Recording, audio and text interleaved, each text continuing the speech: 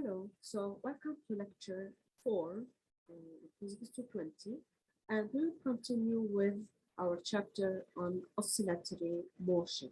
So at the end of last lecture, I touched on the topic of energy in the case of a simple harmonic oscillator, okay? And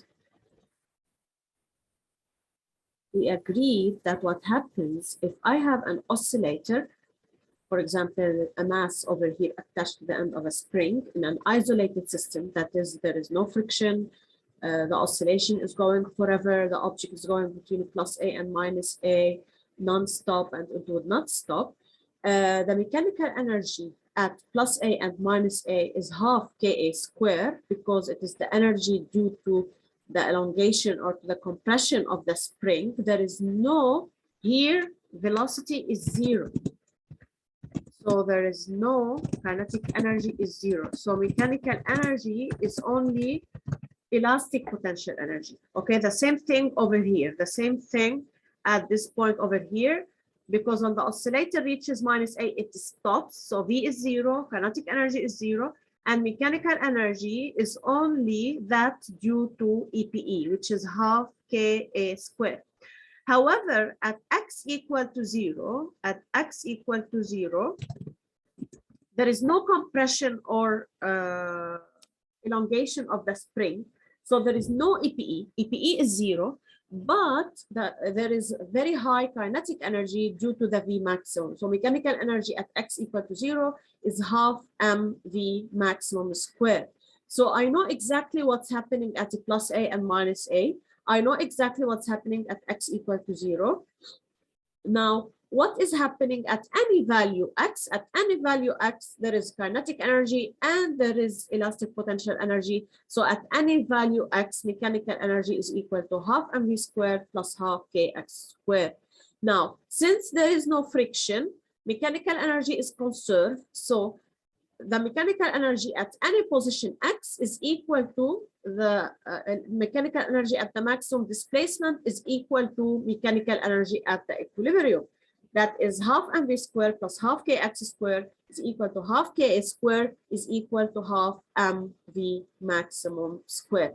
Now, if I am to draw these functions, so for example, if here with as a function of x, okay, how is the mechanical energy changing as a function of x? How is the mechanical energy here compared to here, compared to here, compared to here? Mechanical energy is constant, so I get this line over here, which is constant. Okay, mechanical energy doesn't change. How is the kinetic energy changes? Kinetic energy starts with zero at the maximum elongations. Kinetic energy is zero at the maximum elongations, right? So at minus A and the plus A, kinetic energy is zero. And then it rises from there until it reaches x equals zero, and that it reaches its maximum value. Now, for the elastic potential energy, it's the other way around. It's at plus A and minus A, it has its highest values. So it has its highest values at minus A and the plus A.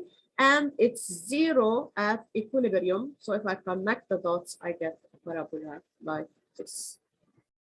Okay, now let's work a little bit on the equations. So what is the relationship between V and X at any value, at any time, or at any position? What is the, how do I get the speed? I say half mv squared plus half ka squared is equal to half ka squared equal constant. This is conservation of mechanical energy. So I get V squared. Actually, we can do it slowly. We can remove all the halves. Okay. If I remove all the halves, I would be having mv squared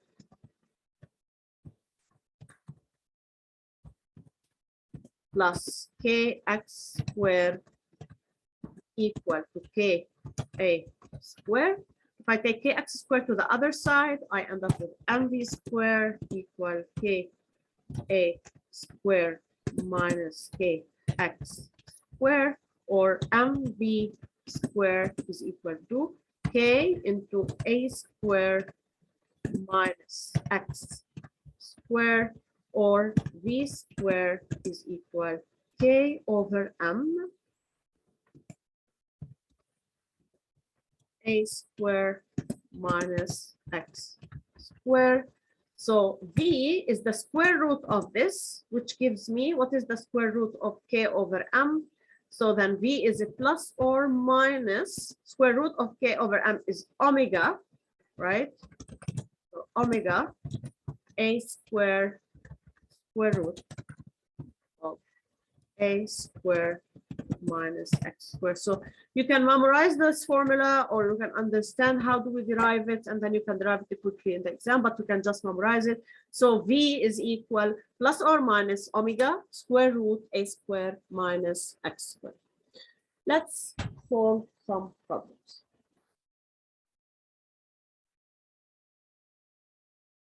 So this is example page 1529 on page 476.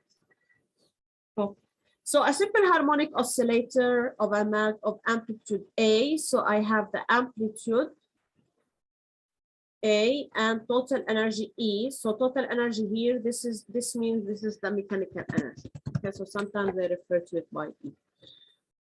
Let me remove all drawings and then make it again. So I have amplitude A and total energy E, which is mechanical energy.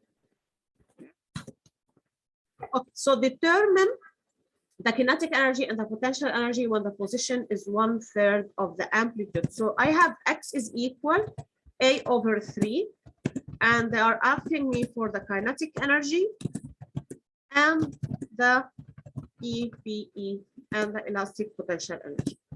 Okay, so which one is easier to start with here, the kinetic energy or the elastic potential energy? Since I am given x, then it's easier to start with EPE. Why? Because EPE is half kx squared, which is equal half k. Instead of x, I will put a over 3 squared, and if I work this out, I will have half times k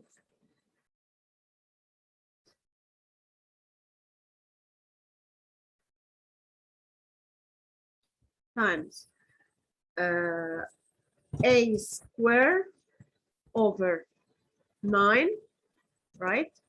And what is this equal to? This is equal to 1/9. So take the 1/9 outside, and then I'm left with half k a squared, which is nothing but 1/9 of total mechanical energy, which is E. Okay, half k squared is just E. So this is EP. Now kinetic energy is what? Now if I start with half mv squared, it will get very messy because I will have to put what is v in terms of x and everything. But the other way to see it, since I'm given that the total mechanical energy of the system is E, so it's E minus E over 9. And this gives me 8/9. So this is part A. For what values of the position does the kinetic energy equal 1/2 the potential energy? So x equal how much so as kinetic energy is equal potential energy, or EPE, I like to call it EPE, over 2. Okay, so here we start with the conservation of mechanical energy. This is equal to E, so this is conservation of energy. And then instead of KE, I will put EPE over 2 plus EPE is equal to E.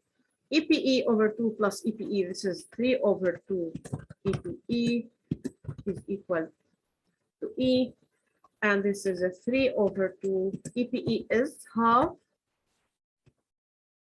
kx squared is equal to E, and E is half ka squared.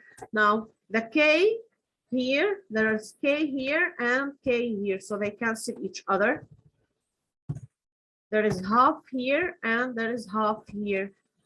They cancel each other. So what do I have? I have x squared equal 2 over 3a squared, or x is equal plus or minus. Always remember, when I have an expression square equal to something, so the expression equal plus or minus this, the square root of this something, okay? So it's a plus or minus square root of 2 over 3 times a. Okay. Are there any values of the position where the kinetic energy is greater than the maximum potential energy? So is it possible to find a position X where the kinetic energy is greater than the maximum potential energy? This cannot happen because the maximum potential energy of the system is equal to the total energy of the system. So when does the maximum potential energy happen? The maximum potential energy happens at the extremes, at minus A and at plus A. And at that value, the maximum potential energy is equal, if I look here at my graph, at my plot, if I look here at my plot, so the maximum EPE happens here and here. And at these two values, the mechanical EPE is equal to the mechanical energy. And the kinetic energy must always be below the mechanical energy. It cannot exceed the mechanical energy. Otherwise, we will be violating the conservation of mechanical energy rule. Okay. Okay, so that's it for this exercise. Let's go to the other one.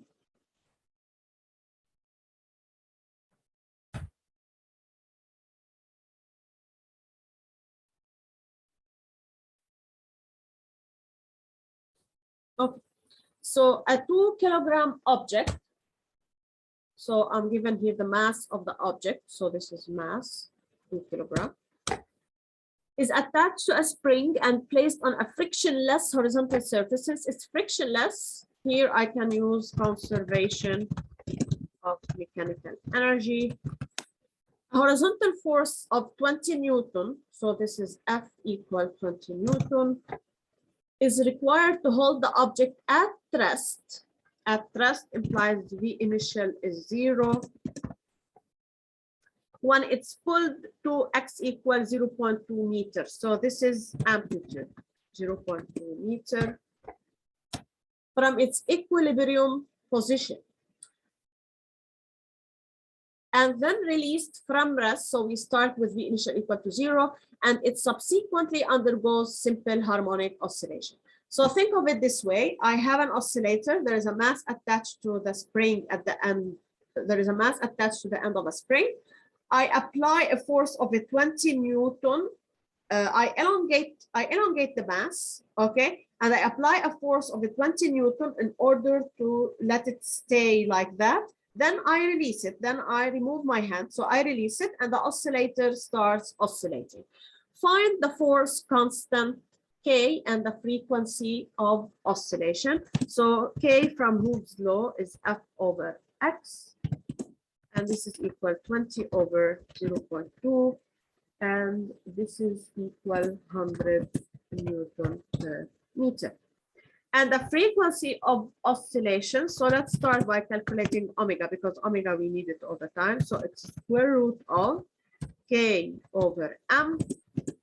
And this is equal to square root of K, which is, we have just calculated it, over M, which is 2. And I get omega equal 7.07 meter per second. From here, I get the frequency. It is omega divided by 2 pi. And this gives me 1.13 hertz.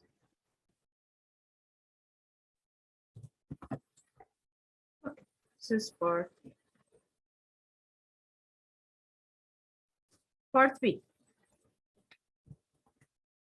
Calculate the maximum speed of the object and where does this maximum speed occur. So V maximum is equal omega times A. Omega is 7.07 radian per second. A is 0.2. So I get V maximum equal 1.414 meter per second. Where does it occur? It occurs when x equal to 0. So it occurs at equilibrium position when x is equal to 0. So by now you should know these things. Okay, part C, find the maximum acceleration. So it is omega square A, which is 7.07 square times A. And I get A maximum to be 10 meter per second square. And when does it occur? It occurs at x equal plus or minus. It happens at both maximum and minimum displacements. Okay, maximum plus or minus x maximum. Calculate the total energy of the oscillating system. Okay, so E or mechanical energy, it's equal to half k a squared. I can also use half mv maximum squared. Okay, both will give me the same answer. So this is half k a squared. This is half k is 100 times a is 0.2 square, and this will give me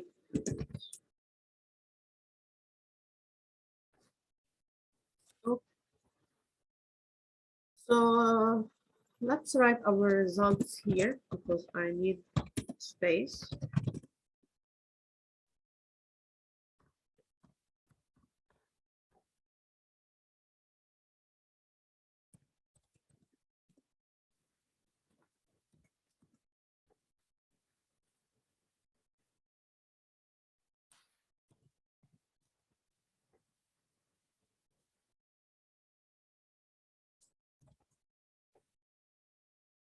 Okay.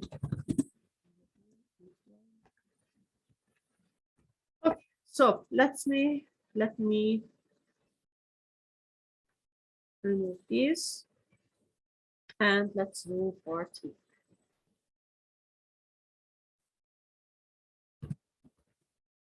Part E, determine the speed, so V equal how much, and the acceleration of the object when its position x is equal 1/3 of the maximum value. So x equal a over 3.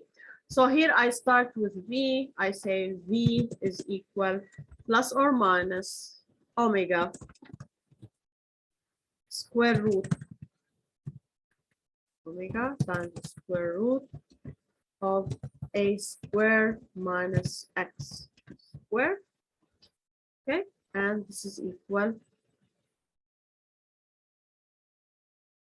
plus or minus omega is 7.07 times square root of a square, that is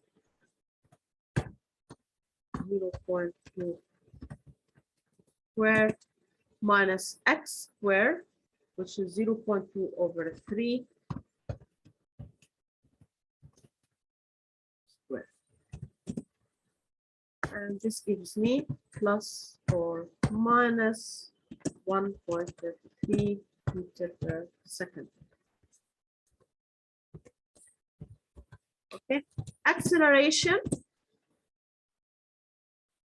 Remember, it's omega square x. So sometimes it's a plus omega square x, sometimes it's minus omega square x.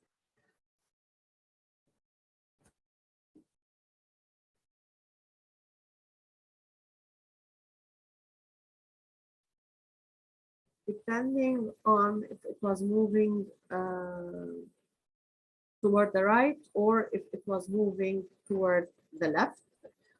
So A is equal plus or minus omega square x, which is equal plus or minus 50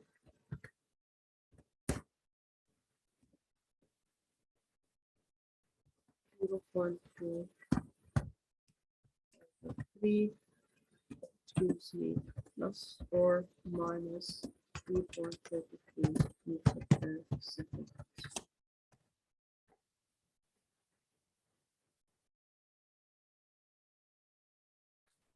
Okay, last part, express the position, velocity, and acceleration as functions of time. So let me erase this.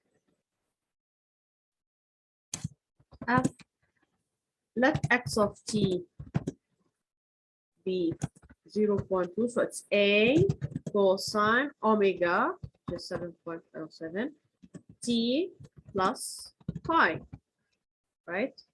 Now, what happens at t equal to 0? At t equal to 0, x is equal 0.2 cosine 7.07 t is 0, so I'm left with cosine pi, and this is equal. Where is the oscillator at t equal to 0? It's at x equals 0.2. So this is equal to 0.2. So 0.2 cosine phi is equal to 0.2, implies cosine phi is equal to 1, implies phi is equal to 0.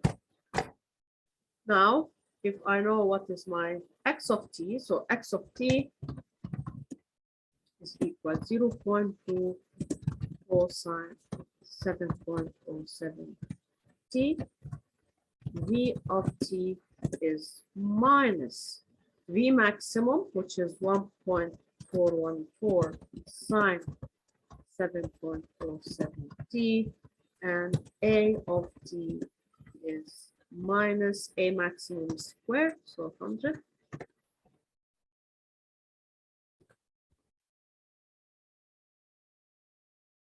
Sorry, A maximum, so 10 minus 10 cosine 7.07. Okay, you can put units in meter. This is in meter per second, and this is in meter per second. So that's it for this lecture. I hope you found it not so difficult.